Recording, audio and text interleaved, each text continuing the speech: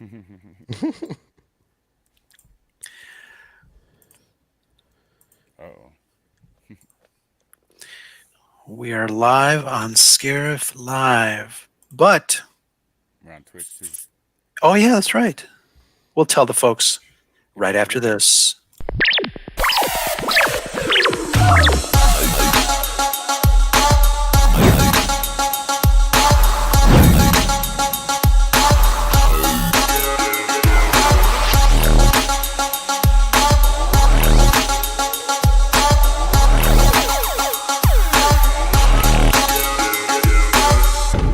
This station is now the ultimate power in the universe.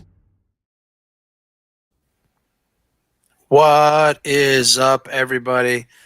This is Ro from the Scarif podcast. I got some friends on screen with me tonight. 97 Bravo. What's up, Bravo? And Blake from the Dork Wars podcast. Thumbs up, everybody. And look at those wonderful people again in the chat. We've got Lunar Girl, the science fictionary Tina. Who else is in here? General Shinobi. Hello, friends. Hello, countrymen. And all the ships at sea. How's everybody doing? Bravo. How's it going, man? Looking good. Doing good. Yeah, just lots of life getting in the way the last couple days, but surviving it. Absolutely. Frank just showed up. Dragon Buddy, what's up? Megan, hey, how you doing, Megan? She is going to be our correspondent over at Star Wars Celebration in Anaheim. Very excited to do that. Nicole, how you doing? Blake, thanks for joining us tonight on Scarif Live. Yeah, man, it's good to be here. And I don't know what it is, Bravo. I've had a tough week too, man. Just work and this and that and everything getting in the way. But it's Saturday night. It's Saturday night, and like I say on Twitter, not even John Travolta has this much fun on a Saturday night. So let's get to it. We are doing some different things here on Scarif Live tonight. We are also twitching. That's actually pretty good. We're twitching. We're broadcasting live on Twitch. We have a new channel that we'll tell you all about in a minute after we get done talking about some nerd stuff. But that should be pretty exciting for folks that are interested in gaming and kind of hanging out in the chat while people game. I know you, Bravo, you've been enjoying that aspect of the gaming world, and you guys have had a lot of fun. We'll take a visit to that part of Red 5 later on tonight. But what games do you like to play, Bravo? Well, Star Wars anything primarily. But on the channel lately, what we've been doing is I got a couple friends of ours from the Red 5 network into Star Wars The Old Republic. And it's a massive open world MMO, massive multiplayer online sort of game. And That's what MMO stands for. Yes. Yep. And they you basically just create a character and you run around in a Star Wars environment, and it happens 1,000 years ago. You don't bump into Han and Leia or any of that stuff. And yeah, if you played Star Wars Galaxies, which it was the precursor to this, and sort of the what is it? World of Warcraft, and then you get into like Elder Scrolls. It's similar in technique and those sorts of things, but visually huge improvements over the last. But that, and then with my buddies, I typically do like shooters, and we've been focusing in on Halo Infinite. Very nice. That's pretty much it lately. Very nice. My computer's motherboard died, so I'm using my work laptop, and I've got a whole different setup here, which I didn't think would work. Haven't used this headset at all, actually, so I hope I sound okay. But Blake, are you a game player? I am, man. I play a lot of video games. I like to play Rocket League. The Dork Wars boys can be found most nights of the week slaying Rocket League sometimes when we're not getting beat. But that's a good time. Always a good time. We play some like Civilization. I don't know if anyone's ever heard of that, but it's when you're in the world and you start from the beginning of the world to whoever wins. Fun stuff. Other than that, man, anything Star Wars, Battlefront 2 is fun. I did play some of Star Wars: The Old Republic back when it came out, and I just don't have a computer that can run it right now. Oh, Or else yeah. I'd be joining you. I'd be right there. It's a memory hog, right? Yeah, and when Yeah. it's just you're online, and so it's constantly just pulling stuff, and so you'll see just regular players go running by on their own adventures, and oh hey, can you help me here? And so it's so massive that yeah, you're gonna need a little bit more than the bare minimum to play the game. But it's 10 years old, so if you Yeah. had a computer probably in the last couple of years, you should be fine. Now streaming it is a completely Yeah. different thing, but just to play it, yeah. That's cool. That's cool. I know a lot of people have questions about streaming and all sorts of different applications that we all use to be able to stream. I am one of the announcements I wanted to make. You know, I'm gearing up to on the Red 5 Network YouTube channel, and this is in preparation for some stuff that we have going on in August here in Chicago. But I want to start to prepare a series of videos that'll help podcasters up and coming, and maybe some pros, because you're never too old to learn new things. But I want to be able to talk to some folks about their experience in podcasting when it comes to the technical aspect. So comics and cosmetics. I'm going to talk to Danny about editing. She does such a wonderful job doing the editing on her show. And yes, damn it, she does it. She doesn't pay anybody to do it.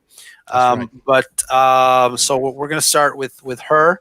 I'm going to record some, with an interview and kind of not really a how-to, but just kind of, get people to share their best practices when it comes to putting their show together. Mike from he works at Disney, and he's a big audio guy. So we're going to talk to him about audio and mic setup and what to do and all that sort of thing.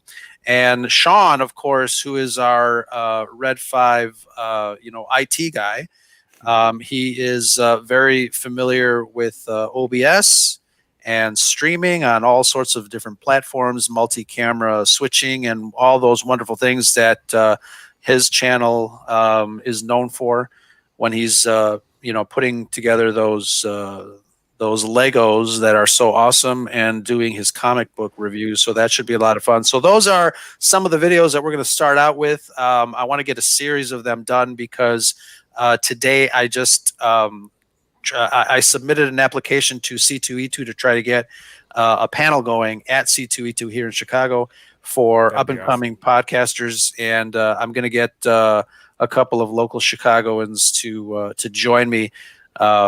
WSTR Galactic Public Access, Greg from the Rebel Base Card podcast. Hoping that Rob from Jedi Temple Archives can make a drive down here again in August after ScarifCon in July. So those are some of the things that we have kind of planned as far as the Red 5 Network overall. We continue to grow, continue to have fun.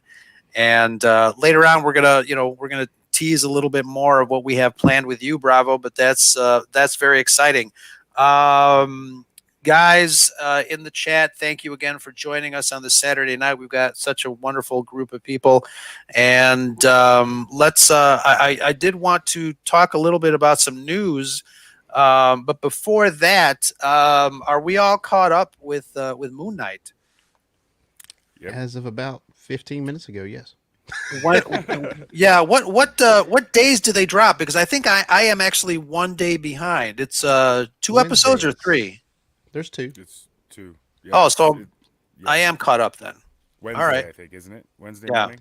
Yeah, Right. Wednesdays. So I know there's a lot of people. I don't know about a lot of people. I know one person, I guess, that really is not into this incarnation of Moon Knight, and I think you're going to have him on Dork Wars later on. But I am, not really knowing a lot of this character.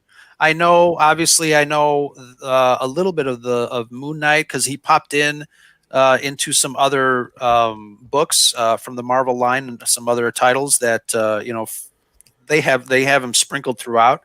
But he's such an interesting character, and I think he's it's fascinating how they're portraying him, and I think Oscar Isaac is doing an amazing job, almost doing two roles. I know Moon Knight in the suit for the most part is CGI, I think, but he is doing an amazing job, just kind of flipping that switch from one persona to another.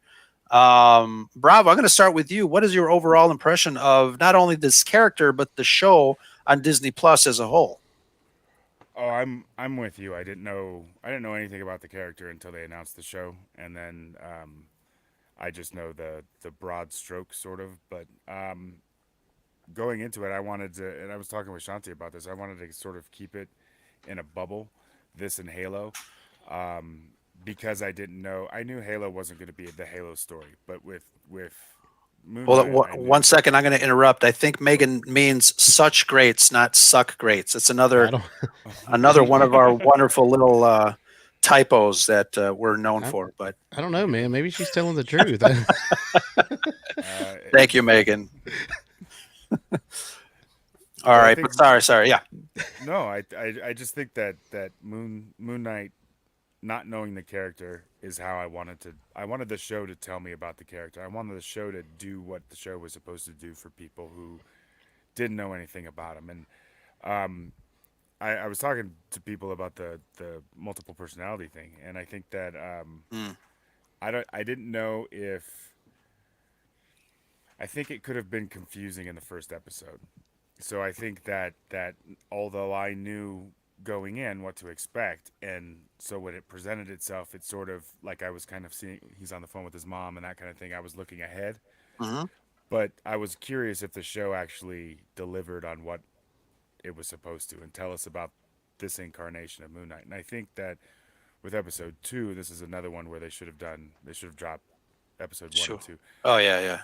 Because Yeah. now you're running with the show. And so having seen episode 1, it doesn't take a new tone, it just kind of settles into its own tone. And I think that having those 2 episodes back to back would have been helpful, because I didn't not like the first episode. It just didn't grab until right at the last minute. And I understand cliffhangers, but up until Sure. that point, you should be kind of, stringing me into it. And I needed more from not knowing the characters. So I think they're doing a good job with this iteration. I just had to get used to how they're telling this story. And now it appears to sort of make sense in context watching Sure. the 2 episodes together.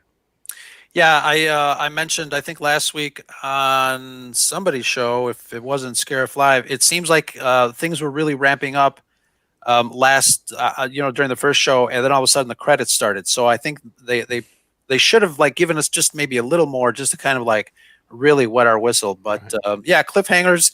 Had to wait another week, but I think this last episode had some very cool things happen. Again, Oscar Isaac is really hitting it out of the ballpark on this. What I find interesting, Blake, I'll ask you this: what I find interesting is the duality of personalities here.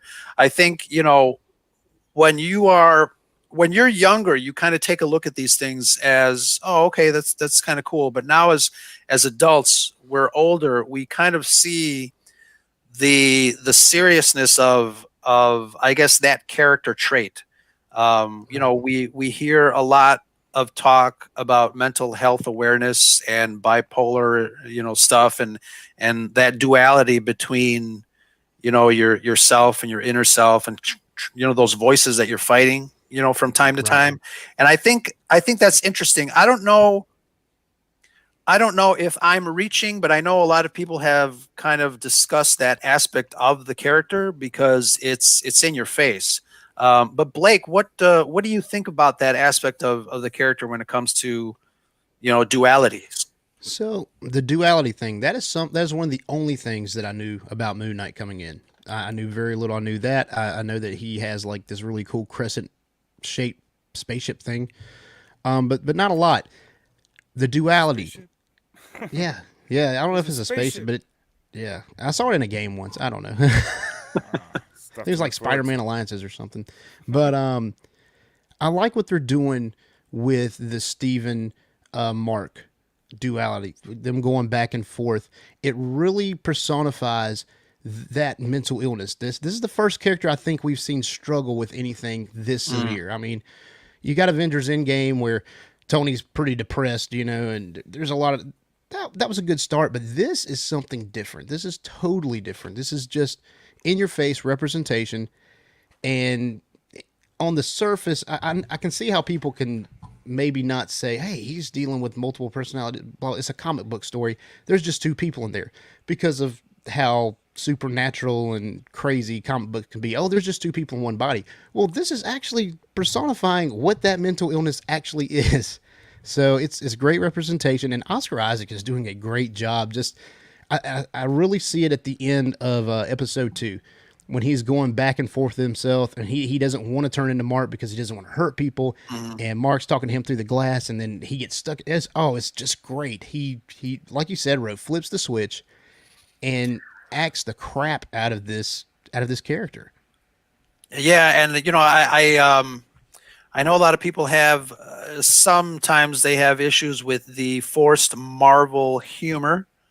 I'm starting to see a little bit more humor from the character kind of seep out, but it's not, to me, it doesn't seem like it's forced. It's kind of a little natural. You're starting to get to know the character a little bit.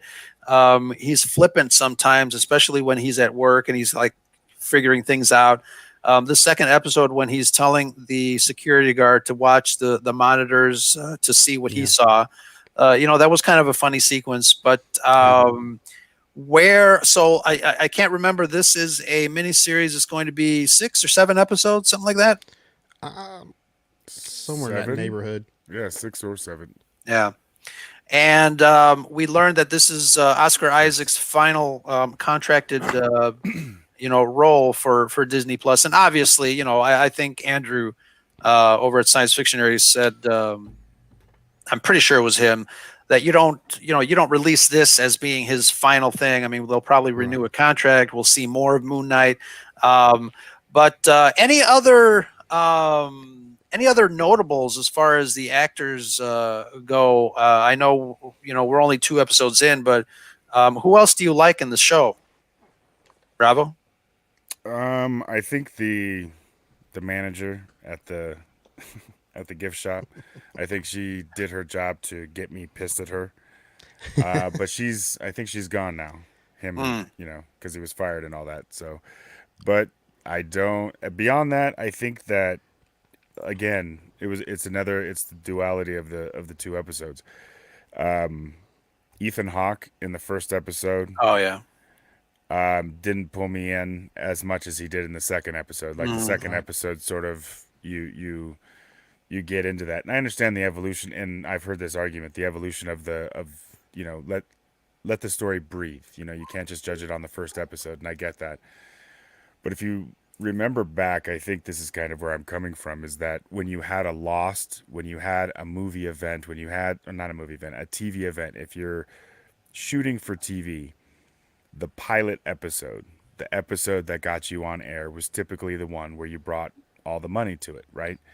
You did the bells and whistles, the whole 9 yards. And it feels like sometimes with the streaming films or the streaming TV shows, because they're guaranteed, they don't necessarily need to the hunger for a TV show trying to get on TV looks and feels different when it's good than I think the Star Wars and Marvel Disney Plus shows are having, because they're like, here's Wanda, but they're not really driving right into everything just yet. It's it's a 6-arc Wanda movie cut into 6 parts, or it's a 6-hour Wanda movie cut into 6 parts type thing. And I think that's how they were approaching it. I'm not saying it's right or wrong. I think that just with me, I'm looking for that. I remember when it was 22 episodes and you had to earn that entire season. And I don't know, I think some of that hunger may be missing. I'm not trying to take away from what they've accomplished. It's just that maybe that's what I'm kind of picking up on. Because if you notice, like the last few shows, the first couple episodes, I'm like, I just don't know.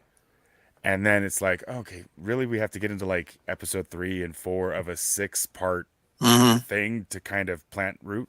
So I don't know. I think that as a fan, that's kind of what I'm looking for, is that, dude, just really squeeze it on that first one. On the Just come first in one. and boom. And then take your 2 or 3 episodes to kind of, like they did in the old shows, and then you're right Sure. next to the finale. So it's like 6 episodes. You should be damn near in a sprint, I think, the whole time. I mean, I don't know.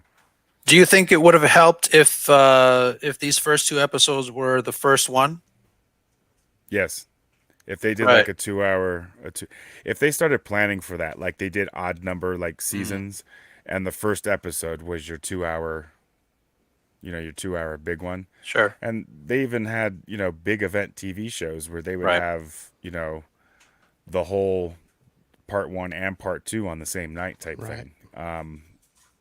Yeah, I think God, that those were the days, huh? everything was new, so I think they'll find it, and I think maybe they'll shoot to that where they have a 2 part opener, 5 or 6 episodes in the middle, and a 2 part ender. Yeah. An hour and a half beginning and end instead of a 2 hour beginning and end. I don't know. Maybe they're trying to find their footing with TV shows. It's hard to do that. I think Netflix had a few successes early on with like sitcoms and things, but I Right. think with these kinds of shows, like a 24 or Halo, or what they're trying to attempt now, I think they need to really bring the fire in a shorter period of time. I don't know how to do that. I don't have the answers, but maybe that's what I'm sort of feeling. You know what I mean? Yeah, and I think that's the difference between, people that are used to making, 90-minute, 2-hour movies, here it is, versus people that have been, planning and doing television episodic, shows forever. There's a certain formula, whether you like it or not, there's a certain formula to episodic television that people are used to. And I think when shows are truncated in a way where the action starts at the end and all of a sudden the credits roll and you're like, oh, I want more, it does kind of turn some folks off. I want to say a quick hi to Charles from Conversations. Hello, Charles. Glad you can join us. So, Hope you can Charles. sit through the whole thing. But it's I feel Disney Plus. How many shows are we into as far as the geek cultures are concerned? How many shows are we into that we're kind of still trying to find the footing of introducing, a really good time frame, a really good amount of story to tell, especially on the first, the first episode. Blake, any other thoughts on these 2 episodes or actors that you like? So actors, I don't know the actress's name, but the actress that played Layla, I thought did a great job. In the second episode, she was not in the first Oh, episode, yes. and just the way she comes in and she fills in some of the gaps for us because Sure. Mark isn't there to kind of tell us. She about runs over Steven with her bike when he's running from the Moon Knight spirit. What's I can't remember cannot remember the name of the Yeah, I don't know what the god, hell they're called. Egyptian god. I'm just Whatever letting his them go. name is, I should the turn on Moon Knight guy. captions. So she about runs him over and is like, get on the bike and what's going on, Mark? And he's like, it's not me, blah, blah, blah, blah. She's like, I knew you had the suit. I knew you'd be okay. I knew this. I knew you were, and kind of just fills in that Mark's been Moon Knight for a little bit. Maybe Sure. not, maybe a year or so, maybe a year and a half, but maybe not a long time, but long enough where she knows what's going on and is able to fill us in on that, which is pretty cool background. And they gave it to us in a way that wasn't like in your face, here's an origin story, but at the same time got the mission accomplished. It told us a little bit about what had happened, and then later on, Ethan Hawke's character, Hera, I think it is, or something like that. I think that's his name. Gives us the clarity that he was the former Moon Knight spirit. So we got a lot of that great background Right. that we needed in the second episode, and I think that's what Bravo was really talking about. That the show really started going in the second episode. And I mean, that's just something that Disney's going to have to work on because this is the first show that I've gone into not knowing anything about not knowing anything, not knowing much about the main character. Like you have WandaVision. I know a little bit about Wanda. I know a little bit about Loki. I know a little bit about Hawkeye. You know, we've seen movies on them, especially the iterations that they're portraying. So Sure. when coming Right. into Moon Knight, we have no background on this Moon Knight, and a lot of people don't have a lot of background on the character itself. So Right. it was kind of a fresh, I don't know this character. This is a whole new show to me. And I think it did just go a little too slow in the first episode. But that second episode is just gunning right along. Yeah, absolutely. We had the same problem, and obviously it was a film. It was the first MCU film with Iron Man. Them picking a character that not a lot of people knew outside of the nerd, world here. But Iron Man was the introduction to the MCU, and obviously the character to I guess normal moviegoers, people that are not entrenched in comic books, and I think that did fairly well. He is the I guess the cornerstone of the Marvel Cinematic Universe now. That we know his character. Somebody early on in the chat, and I know I mentioned Joker Voice not liking this iteration of Moon Knight.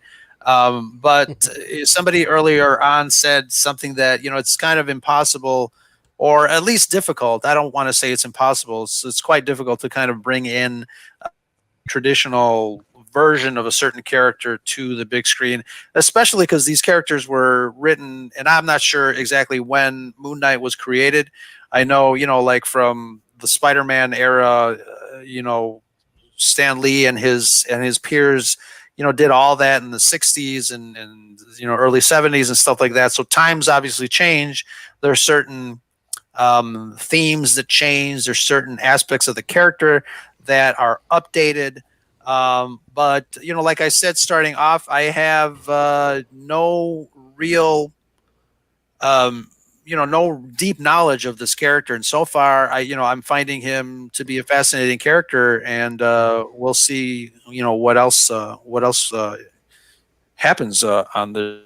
But yeah, Wednesday nights, Joker Voice, thank you very much. 1975, Moon Knight's first appearance. But yeah, I mean, still back in the in the 70s, a little later than the traditional 60s Spider-Man and things like that, but I hope Joker Voice enjoys at least this incarnation to some degree, but we'll see. We'll see. We'll have to have him on after the show ends to ask. Full effect. Yeah, I'm actually curious because by the time you get to, I think AntMan was kind of the divergence of fans. So you might have heard of Iron Man, Captain America, obviously, like the Hulk. There were some of these names that were going around or whatever that you kind of just being in culture, you kind of just have picked up on some stuff just being near it. And so when they come to screen, you're like, oh, okay. And then it kind of, with the curiosity, you go and you dive into it. But I think by the time you get to, for me personally, Ant-Man, and then it starts to diverge with that one character. But then I think in phase 3, they go with Black Panther, Captain Marvel, Ant-Man and Wasp. There was this more, and then obviously you're in Guardians of the Galaxy Volume 2, and there's these characters that they're kind of really branching off on that aren't mainstream at all. And that's, I think, also for me anyways, like the normal disconnect with some of these newer characters, like, oh hey, we're bringing so and so to life, and to me it's like it doesn't reverberate, because like you were saying, Blake, that it's not one of those. Moon Knight isn't one of those staples in Right. in comic book culture, book culture, movie culture. It's not a Batman. sure. So to see them do that this way and to put a stamp on it, I think for me personally is intriguing. I think the way that some of the other characters had been introduced, where they were like Spider-Man, for example, he wasn't in the movie, but Civil War introduces him into the Marvel universe. Right. And so then you can have a story that, okay, he's established and then go. Whereas, I don't know, it Black Panther and Captain Marvel obviously exist in that world. It's just that with, I think it was Winter Soldier. That was the first one, right? With Black Panther. That was was the one that Civil introduced War. Black Panther. Civil War. Oh, okay. Mhm. Oh, that's right. I think that sort of introduction to those characters. Do we need a trilogy from that? Well, maybe a Black Panther because of how they're going with the story. But Captain Marvel, because she's, I don't know, it a lot of the characters that they were picking from a non-comic book dude standpoint was like, okay, who's this? And maybe the level of importance isn't there. I don't know what it is. But with Moon Knight, I felt that obviously they were promoting it like it was going to be the next or something different for the MCU. But I think it's interesting because he is the most, like Blake said, the most unknown character that they've introduced as the namesake of the show. Right. So This is a main character, yeah. right, so we're getting that sort of, what is it, Netflix, The Defenders, Mhm. that series of Marvel shows. We're getting that for the very first time again with Moon Knight, introducing that character, because I didn't know who Iron Fist was. Iron Fist and Jessica Jones and obviously Right. Punisher and Daredevil. Daredevil I had known, Yeah. those kinds of things. But the other two, or what was Luke Cage, the other Mhm. one, Yeah.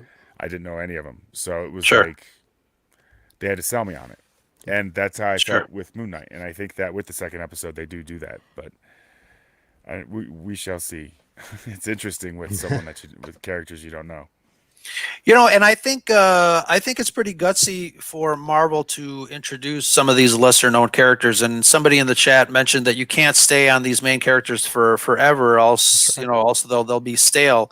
People will get rid of them. But you had, even on, I think it was a cable channel, you had a series for Cloak and Dagger, and it was kind of a CW-ish kind of young Mhm. adult series, but nevertheless, Cloak and Dagger was a thing. Obviously you've got Moon Knight, but are there any other lesser known characters that you guys would love to see a series on? Or maybe somebody in addition to Moon Knight that kind of pops in to continue, I don't know, something. Oh, Nicole Marie's got Echo. I totally forgot about that. Oh, she's getting her own show. Yeah. Oh, Oh, very nice. I didn't know that. Yeah, I hadn't heard. Did they announce that during the show? I don't remember. I I don't remember. can't hearing that remember. she was- Yeah, they had I think last year's Disney panel, the D23, Mm. had stills of the Echo logo. Oh, okay. Nice. So nice. Craven the Hunter, Charles says. Yeah. Yeah, that'd be a good one. And, fans have been, asking for Craven the Hunter for a long time now. Every time a new Spider-Man movie comes out or is announced to be released, whatever, people are asking for Craven the Hunter. And obviously Craven the Hunter is a staple of Spider-Man. Yeah. But I think I think it'd be really cool. I like the aspect of some of these characters who have links to other characters that we know, for that sort of crossover, that passing of the torch. The thing I think that's so interesting about Moon Knight is that we don't know how he's going to interface Right. with everything that Everybody else. because they haven't mentioned anything, right? They haven't mentioned Right. anything about New York or any of that Right. stuff. Mm-mm. So I don't know. I'm curious to see And he's how having, involved Mark is with Yeah. Avengers stuff. and he's having a tough time just interacting with himself at this point. So to bring others into that mix, I mean, total chaos. It'd be cool to see, and I would love to see how they deal with that. So I really hope we get to see more Moon Knight, and I hope we get to see him like with other heroes. Whether he's like an Avenger, probably not, but just to get some crossover with some other Marvel heroes would be great. Well, who from how do I say this? Who would show up for Moon Knight that we haven't seen yet that could make that transition? Now, I don't know who we haven't seen yet. I know that him and Spider-Man sometimes cross over, very rarely. But I think they do occasionally. But as far as unknowns, I have no idea. Tina's been teasing the Midnight Suns name for a while now, and I'm not familiar with them. Tina, if you were on camera, you could explain it to us. But maybe somebody else knows, or Tina knows. Yeah, I don't know. But like I said, you know, it is kind of gutsy for them to introduce, and I think it's smart for them to introduce lesser known characters because, you know, like I said, you know, they introduced Iron Man, you know, out of thin air. He was kind of a B character, and now he's like one of the most popular Marvel characters, especially in the, you know, the movie franchise, Right. and, you know, expertly played by, you know, what's his name? Robert Downey Jr. I wanted to ask you guys because, you know, I was reading something regarding how Marvel has been casting their actors to play these roles that are bigger than life, bringing them from the comic books to live action. Do you guys think that they're doing a really good job with casting these characters? Blake, I'll start with you. I think they're doing an excellent job with casting. Of course, Oscar Isaac is doing an amazing job so far with the way he plays Steven and Mark. He's just the back and forth, like we've talked about, is amazing. The casting's been spot on. Are you talking about just these shows or movies, everything? No, I think everything in general. I think, yeah, I remember when they announced when they were doing the AntMan movie and Paul Rudd was cast as Ant-Man. I was like, what? But he's like an amazing job. He's like a comedy dude. But yeah, after watching it, it's like, oh my God, it like he fits so perfectly. So there are these, you know, there are these square pegs that go into a circle hole sometimes perfectly. Yeah. Whether Chris Pratt. whether you look at him or not. Yeah, Chris Pratt is another one. Sam Jackson as Nick Fury. You think, what? Wait a minute. Nick Fury's not black. But he is now. he fits that character so well. Andrew says it best. Marvel's casting has been top notch. I think I don't know what process they use to kind of, you know, test out actors. But it really has been really great. Even, you know, yeah, go ahead. No, I was just going to say the staples in order to bring them to the Avengers Endgame. I think that they had, I think they did well because it was like, we want to cast who do we think would fit in these roles best to present them to the audience to then get to an Avengers movie. And I think that as we moved on, I think Marvel may have been looking for properties or looking for actresses or actors to sort of put a property for. I think that kind of, there was a shift in phase 4. Not to say that it's any, I think that there was a purposeful attempt to bring certain comics from the back and bring them to the front and interweave them into what we know from phases 1 through 3. And with that, there is this need Hollywood has to sort of change some things for their, lack of a better word, narrative. Like Marvel, the MCU right now, they're telling a story. It's like, okay, if we want to bring these characters that are on the periphery into this big mix and add, you know, whatever buzzword you want to say, diversity or whatever, but to bring that to the forefront, they're going to have to intermix and change some stories and change the characters and those kinds of things. I don't think MCU will have an issue with that necessarily. I think that there's been some grumblings. It's not Batman. It's not Superman. There were things that were kind of staples, like I can recognize that character from across the room. Right. But then when you bring in, you know, Jim Gordon in the Batman, then you're like, okay, well, does it have to be like this? Well, that's the argument that people have been making for, you know, decades. Marvel doesn't have that big of a problem because they have spent the better part of the last 10 years kind of shifting in that direction. DC, a little less so, but they're also going in that direction. So MCU and DC have more modern characterizations of these characters to pull from.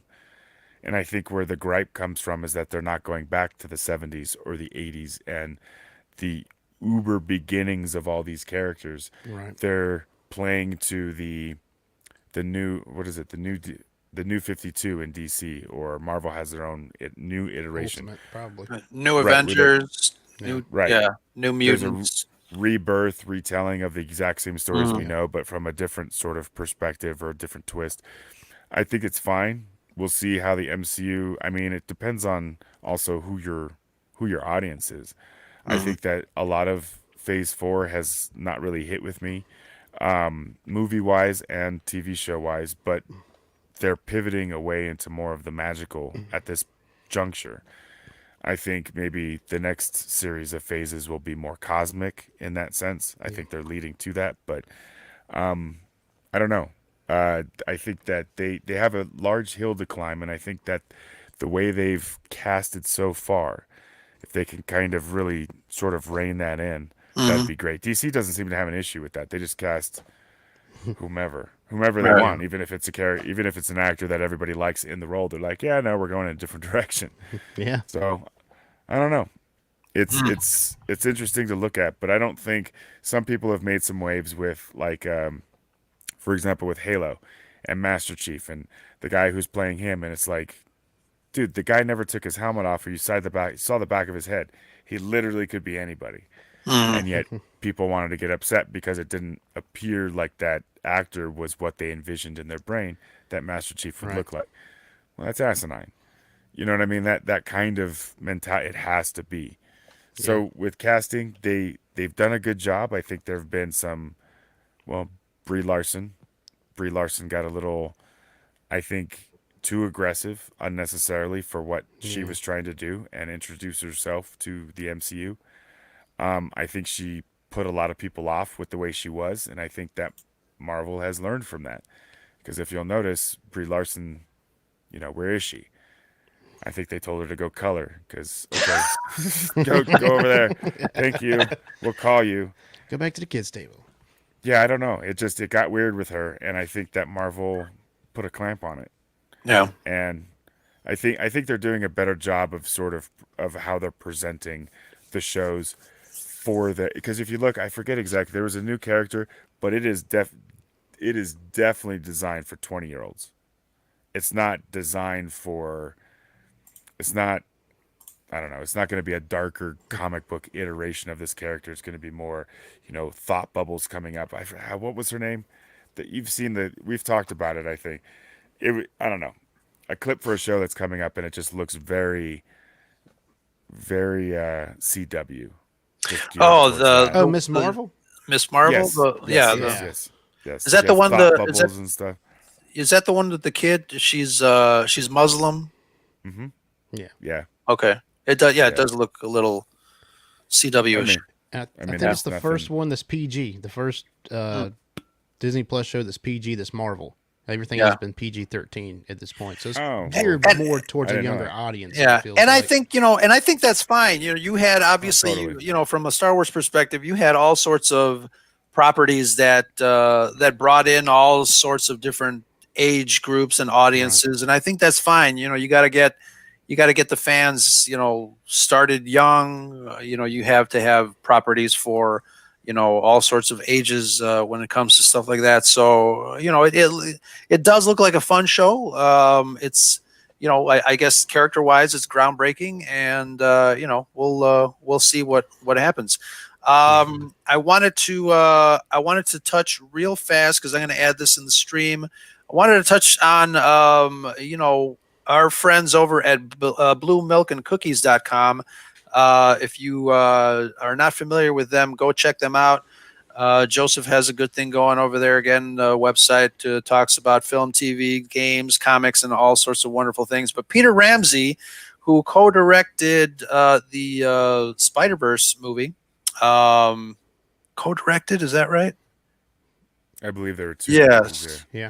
Yeah, and I guess reportedly is in line to direct some of the Ahsoka series. But the Spider-Verse movie was one of those movies that was a big surprise to me. I really, really did not know what to expect with that, especially in the animated field. But Once I saw it, it was such an amazing story, and a great entry into the Spider-Verse as a film. I think they did a really great job with that story. And yeah, I mean, looking forward to. I don't know any of the other work that Peter Ramsey has done. I don't think. If you name them off, I might recognize something. But for the most part, I think this should be kind of a good thing. Really looking forward to Ahsoka again. I'm not sure what to expect, but should be a lot of fun. What do you guys think? I think he's going to do a great job. Into the Spider-Verse was, of course, it's probably his best work, I believe. He did I think it was a DreamWorks movie, Rise of the Guardians. I didn't really catch that one. I think my kids have seen it, but I haven't. But Into the Spider-Verse, actually. Was it?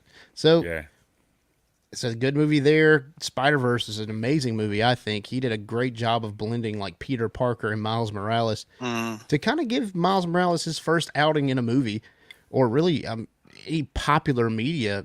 He did a great job with that. To see what he does with Ahsoka, I can't wait. Yeah. Should be pretty good. Yeah, it'll be interesting. I didn't know about Rise of the Guardians. That, to me, as far as kids' films go, that's one of those secret enigma. You know what I mean? Like, it kind of transcends for me. It was there was more of an adult feel to it, an older kid feel, life and death. You know, that kind of movie. But I thought, for what it was and who was in it and what they did, I that's the one with Jack Frost, right? And I believe so. Yeah, and Santa Claus and the Easter Bunny and all that stuff. I thought that they did a fantastic job. So the way that to take those characters out of their normal, what we would think of those characters, and throw them into that movie, I think that he did a very good job. So I'm curious where he goes with these characters that we know. So, and he's coming into the Star Wars world. So if he's going to jump into the Ahsoka thing, I think that, I don't know, I'm hopeful, because look what happened with Bryce Dallas. She did what, 2 episodes? Did she do 1 episode the first season and 2 the second? But they're just improving. Yeah, they're just improving, and yeah, it's one of those, you don't know what to expect. And I mean, he's done two animated films, and so what aspect do you think he's going to bring to this? So I'm curious if he's going to be doing a CGI heavy episodes, or what they brought him in for. I'd be curious for that, or if it's character driven. If he's brought in for the deep, the dark, sort of moody, character driven, long conversation kind of episodes, well then, because that should be good. Yeah. Who directed the one where they go in Mandalorian? Rick, I'm forgetting his last name. The one in the Mandalorian where they go to the Imperial base to get the codes out of the computer, and Bill was Burr that Rick Fumimawa or Fumiwawa? Yeah, that was him. Yeah, was it? And so he did the Jawa episode from the first season, and then he did, I think, the season finale. And those 2 episodes they just felt different, but there was a familiarity with his work. Then when he gets to season 2, he just did so well that. Yeah, I'd be curious to see how he jumps into Ahsoka, because that they're going to do multiple seasons. Right. So it'd be cool to see who's directing this first season, and then who they because season 2 of Mandalorian, that's kind of what they did. They kind of handed it off to the creators that helped them create the universe in the first season. So that, I like how they're doing that, so that, John and Dave can kind of, okay, now we're moving on to the next show, that kind of thing. They kind of leave it for the directors and creators to do their thing, but it should be interesting. Definitely should be interesting. Definitely looking forward to it. We had a question in the chat from the Jedi of Chicago. When is ScarifCon? And thank you guys for setting him straight. July 23rd, ScarifCon here in Rosemont, which is a quick little hop, a little suburb of Chicago. It's right by the airport. We are having that event. It's a Red 5 fan get-together. Invite all of our friends. There's a lot of people coming from all over the globe. or at least the 48 contiguous states here. Murray's Caddyshack Restaurant in Rosemont. We are going to be having a red carpet event. We're going to be doing some live streams, some interviews. We do have kind of a little bit of an artist alley. I'm bringing my artist friend John Rodriguez, who has I have purchased some really fantastic artwork, Star Wars artwork. He's got his own comic book as well, but he'll be there hopefully to be able to sell some. We're going to have some contests where you can win some prints. It should be a lot of fun. Like I said, and Dominic Pace is going to be there. How did I bury that lead? Dominic Pace, I think he is. I saw something posted. He is somewhere having some fun. I forget where that was. No, not Colorado. It was somewhere, but he's bringing some tiki cups, which should be really great. You know, his first Lucasfilm licensed product with Gecko the Bounty Hunter. So that should be a lot of fun. We are ecstatic ScarifCon. This is going to be our 4th annual. We've been having a yearly get together and calling it ScarifCon with our friends and drinks and fun. But this is probably going to be the biggest one. And I probably won't do one next year because there's no possible way I can top this one. I've had a lot of help from all you guys and a lot of encouragement. So this is going to be a big one. And I'm happy to invite everybody who is in the Midwest area to come on by July 23rd. It's a free event. You just have to kind of have fun and order some food and drinks from Caddyshack, Murray's Caddyshack Restaurant. And there's going to be some more announcements later on in the week. The 501st will be there. We're going to have, I'm trying to get our friend Fluke Skywalker to come and enjoy and take some selfies with everybody. And that would be a lot of fun. Speaking of fun, we are almost done, but I wanted to touch on something. I'm going to play a video and I'm going to keep our microphones open because we're going to talk about this. It's a new venture that Red 5 Network is taking, spearheaded by Mr. Bravo himself. But let me play this real fast and we'll talk about it. This podcast is part of the Red 5 Network. For more Red 5 Network podcasts, visit red5network.com.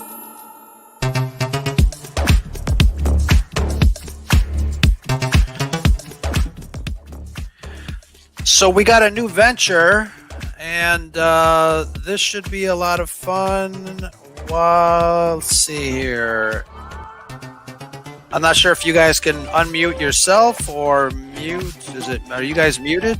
I'm under. There you go. So we've got a new venture here at Red 5 Network. We started a Red 5 Network gaming Twitch account where Bravo is going to be taking over the channel. We're going to be doing a lot of gaming.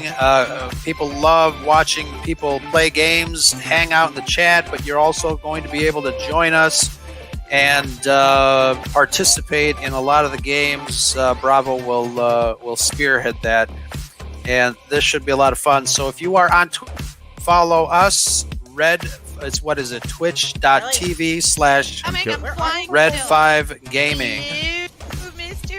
This is some samples of Bravo having a lot of fun. This is gold Shanti and of Kelly. Course, you picked a fight with the toughest guy in the Red 5 Network. Oh, jumping in here. shooting at me. Get him, lunar bitch. A lot of colorful metaphors. Oh yeah. Love it. But we're going to have a lot of fun with this. It glows blue. Twitch.tv/Red5 Network Gaming. Yes. Oh, look at that. Damn sexy. That's good. That's awesome.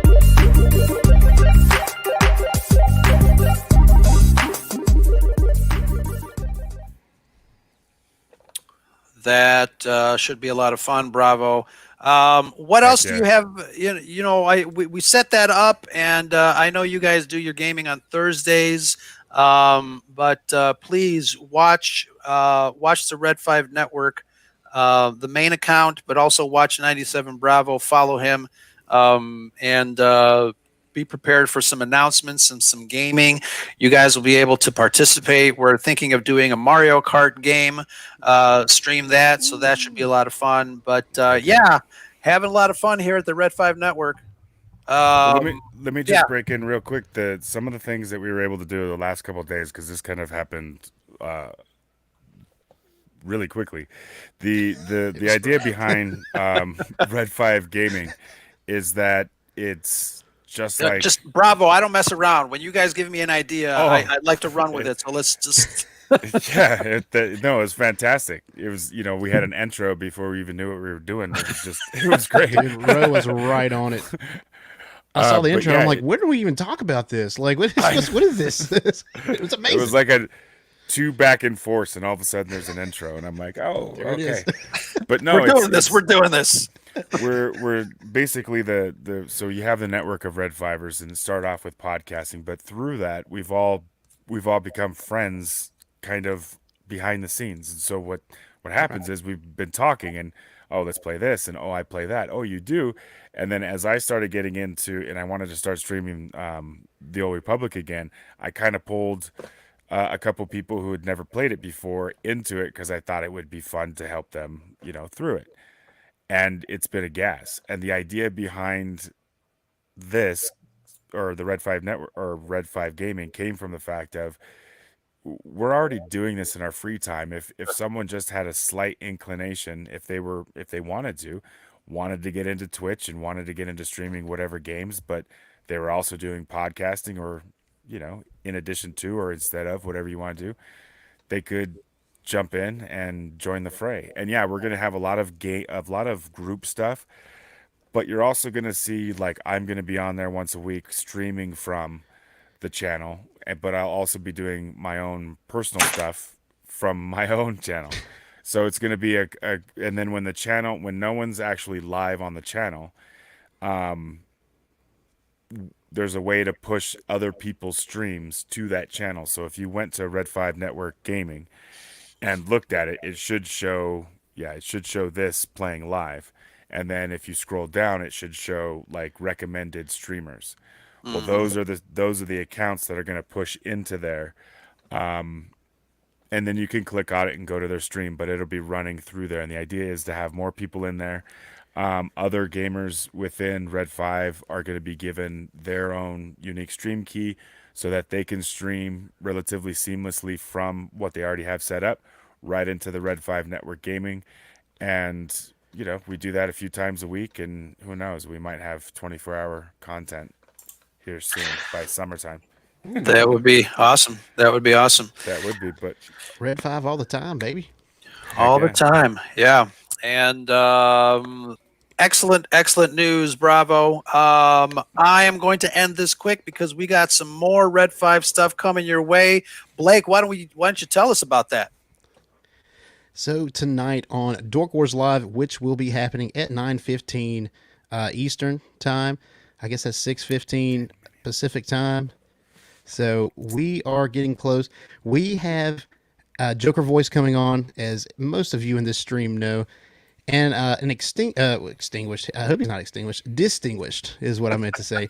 Distinguished TikToker, Star Wars Dinks, and Star Wars Dinks is very special because he is a puppet and makes great content on TikTok, and I cannot wait to see what happens. We're talking the prequel trilogy, and it's going to go nuts. It's going to be haywire. I'm just going to tell you now. That's Anything with awesome. puppets, baby. Yeah, anything with puppets That's is awesome. Well, Yoda was a puppet. Yeah, that's true.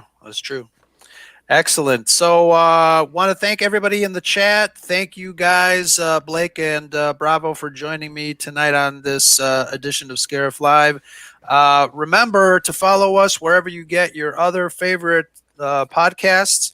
We are available everywhere. Just search Scarif Scuttlebutt Podcasts. And don't forget, we do our live shows here on Saturdays at 7 o'clock Central Time. Please consult your local listings for content and topic. We are prepping some more shows, doing some new shows. We early on we talked about masks and the duality of personality. I've got a show coming up real soon. We're going to be talking about masks and stuff like that. I do also want to do a special show, really about mental health and how, a lot of us use YouTubes and gaming and podcasting as kind of therapy. So I do want to talk a little bit about that, kind of help out some folks that may not be doing well, just to kind of, I don't know, give them another perspective, cheer them up, or, otherwise, give them a pat on the ass and tell them to come on down, et cetera, et cetera. So, not to make light of that. I know a lot of people are going through some shit, but I really, want to find a way to at least, have a conversation about how we all deal with life and how we all deal with certain aspects of life. I know Nick just posted a little while, a couple of days ago, some horrific thing that happened to him in his life with some of his people. So, Godspeed and blessings to everybody going through anything right now. But here we are to entertain, to hopefully put a smile on your face for about 50 minutes, each time we're on, as well as the rest of the Red 5 Network. Look for any of us on Red 5 Network. We have a pinned tweet on the Red 5 Network Twitter account, so please, check us out. And then give us a call, leave us a voicemail. We love to hear what you guys have to say, what you think of the show, what you think of our live shows, what do you think of the network, of the other guys. 773-234-8659 is the Scarif Scuttlebutt hotline. Guys in the chat, you guys have been wonderful. Thank you so much. And don't forget, because I am forgetting, the bio link, Red 5 Network, bio.link/Red5 is where you'll find all 37 wonderful, wonderful content creators, a list of beautiful people that everyone should get to know a little bit about and talk to them. Excellent. Megan, we owe you an interview as well. I know you were on earlier in the week. I don't even know what day it is, but Megan, we're going to talk with you as well. Thank you so much. I'm glad I caught that, and we're there to support you and your cause as well. But I don't want to hold up the rest of the evening, because we got some more Red 5 content coming down. Everybody be good. Bravo, Blake. Thank you so much. May the force be with you. And that is the Scuttlebutt. Talk to you later.